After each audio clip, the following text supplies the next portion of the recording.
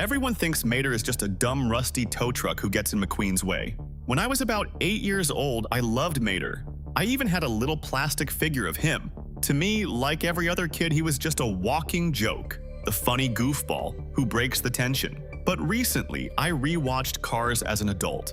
And you know what? It scared me. Because this character shows one of the most complex psychological defenses real people use just to keep themselves from falling apart. Spoiler. Under all that rust, there's no idiot. There's a person who learned to become invisible to pain, who turned himself into a clown before anyone else could make him a victim. And it worked. For a long time. Almost perfectly. But only almost. Look at him closely. Mater is an old tow truck with no hood. One headlight knocked out. His body is nothing but rust. He lives in his own junkyard in a town that everyone else abandoned a long time ago. And here's the question most viewers never ask. Why? Not why is he so weird, that's too shallow, but why is he rusty? Because right next door, there's Ramon, who repaints himself every single day. There's Sally in factory fresh paint. The sheriff in perfect condition. Old Doc Hudson 1951 model and his body gleams like new. Mater is younger than most of them. He's got a junkyard full of thousands of parts. He's got the best paint shop in town right next to him. And Ramon would do it all for free just to have something to do. Mater doesn't fix himself on purpose. In psychology, there's a term letting oneself go. When a person stops taking care of themselves, it's not laziness.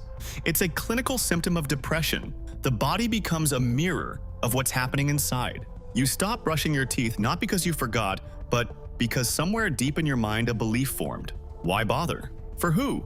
Mater let the weather destroy his body for 20 years. From 1985 to 2005, that's how long Radiator Springs was dead after the new Interstate 40 highway bypassed it. Traffic disappeared overnight. Business died. People left. And the ones who stayed in a vacuum. Mater was around 28 when it happened. The most active social age when you build real connections. A career, a sense of meaning. Erickson called this period the crisis of intimacy versus isolation. And Mater went through that crisis completely alone, on an empty road, in a dying town. His job is tow truck driver. His only function in the world to save people who are stuck. But for 20 years, there was nobody to save. Do you understand how brutal that is? A person whose whole reason to exist is to be needed ended up in a world where nobody needed him. And here's what he did with that pain. Here's what he did instead of just breaking down.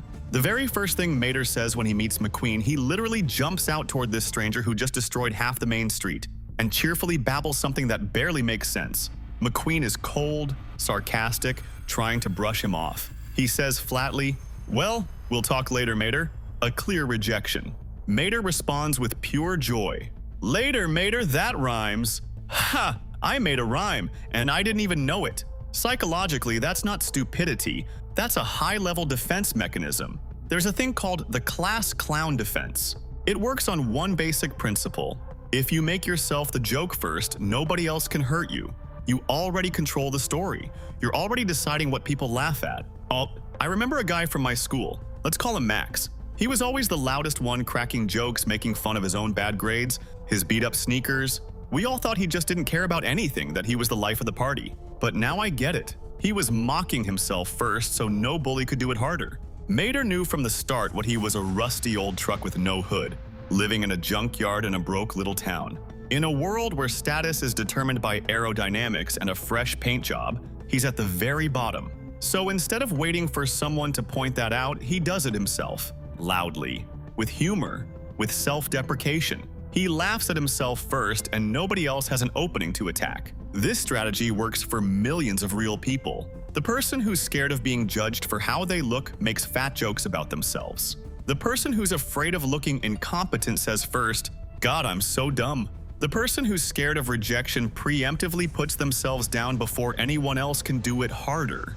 That's not humor. That's armor. And Mater wears this armor constantly. His hyperactivity, the endless stream of words, the ridiculous stories about himself, those aren't personality traits, they're a function. As long as he's talking, nobody gets to ask the real question. The question he's most afraid of: how are you actually doing? But here's the thing. This defense mechanism works perfectly as long as you're in your own world, in Radiator Springs.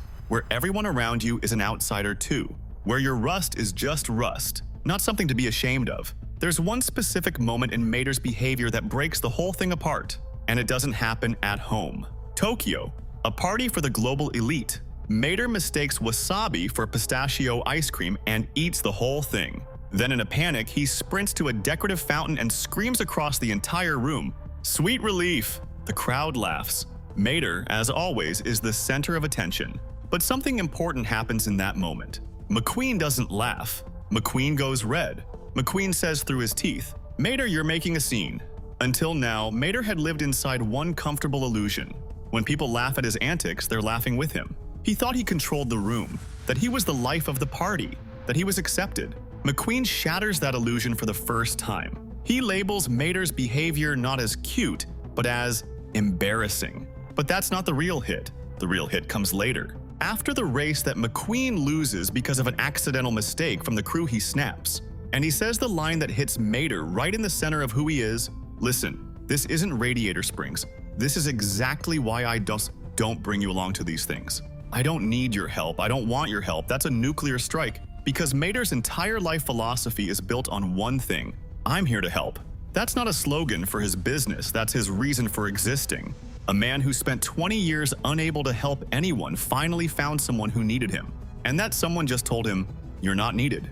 In real life, these hits land on people who built their entire sense of meaning around one person or one role. The mother who lives for her kids and hears that they'll be fine without her. The employee who gave everything to a company and gets laid off. The friend who was always there and one day hears, "I don't need your help." Attachment theory calls this a rupture of core attachment. When someone who matters to you rejects you neurologically, your brain processes it as physical pain. Literally, the same brain regions. And so Mater, broken, silent, just drives away.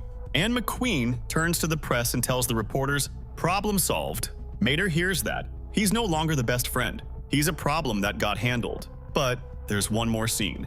The one after which you can't pretend everything is fine. Finn McMissile, a seasoned British spy, thinks Mater is a genius super agent operating in perfect cover. And he's trying to encourage him. He says, "Apply the same level of dedication you've been using to play the idiot tow truck." Mater stops. He asks, "You actually think I'm an idiot?" And Finn answers without any malice, genuinely thinking he's saying something neutral. "That's how everyone sees you. Isn't that the idea?" No one realizes they're being fooled because they're too busy laughing at the fool. That's how everyone sees you. Everyone's too busy laughing at the fool. Stop. In that second, Mater's entire life gets rewritten. He thought he controlled the story. He thought people were laughing with him out of love, out of affection. He thought his armor was working, that he was a comedian who controlled the mood of the crowd. Turns out he was just the fool everyone laughed at. The difference between laughing with and laughing at isn't linguistics. It's the difference between who you are in the eyes of the world. It's the difference between someone who's accepted and an object that entertains, between a person and a prop. Everything Mater thought was social connection. It was just people condescendingly laughing at him.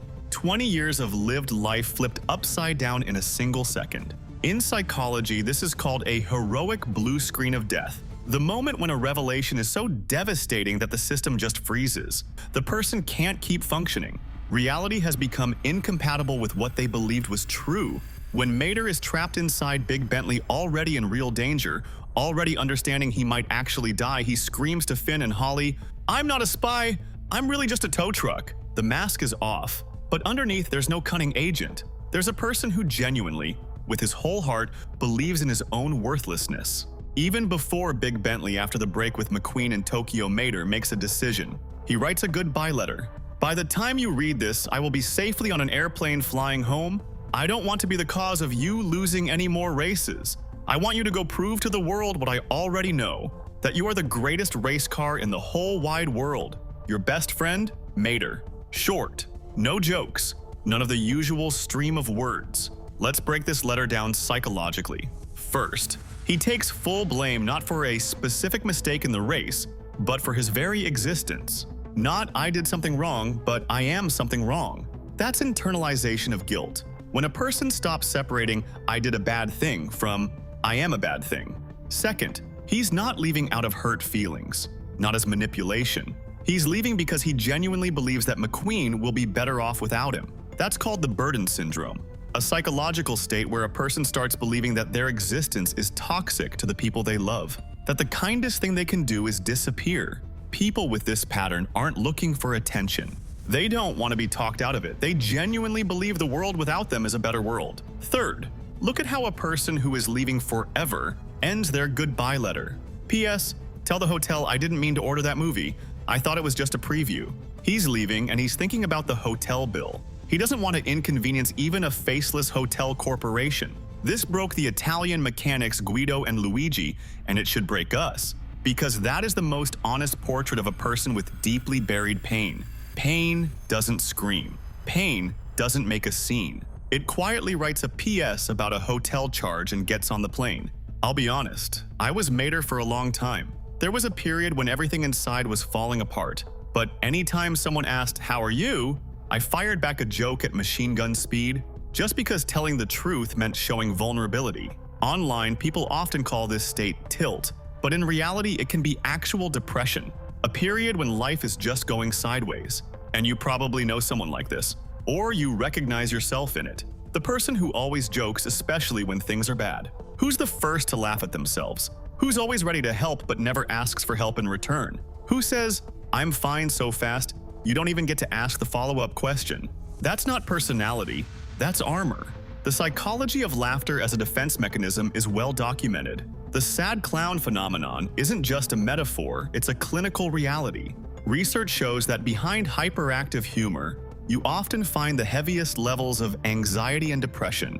Because humor is one of the only ways to get social approval right now, quickly, without having to be vulnerable. People laughed at Mater and he read that as acceptance. Because the alternative was admitting they don't actually accept you at all. His armor was built out of one simple fear. If I show who I really am, they'll reject me. So he never showed. But here's the paradox. The mask that protects you from rejection also makes real acceptance impossible. Because they're not accepting you, they're accepting the character you're performing.